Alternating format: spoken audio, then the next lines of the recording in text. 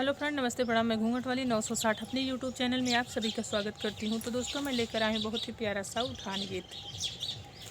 पटनवा लूटाई देबई यही दुआरे पे, पटनवा लूटाई देबई यही दुआरे पे। सासू जी आई है देवता मनई है, सासू जी आई है देवता मनई है। पियरिया पहिराई देबई ही अंगने में, पियरिया पहिराई देबई ही अंगने में।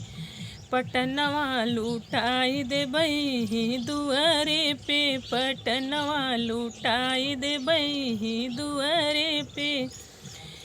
जौ करर कुरुर करी है, जौ झगड़ मगड़ करी है, पियरिया उतरवाई लेबई ही अंगने में, पियरिया उतरवाई लेबई ही अंगने में। पटनवा लूटाई देबई ही दुआरे पे, पटनवा लूटाई देबई ही दुआरे पे।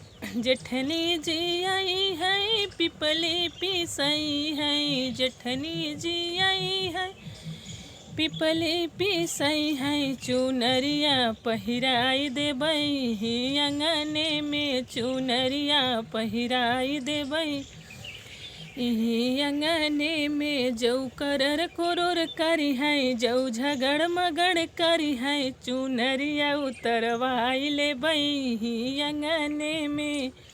पटनवा लूटाई देबई ही दुआरे पे। ननदी जी आई है कजला लगई है, ननदी जी आई है कजला लगई है। हरवा पहिराई देबई ही अंगने में, हरवा पहिराई देबई ही अंगने में। जौ करर कुरुर करी है, जौ झगड़ मगड़ करी है, हरवा उतरवाई लेबई ही अंगने में।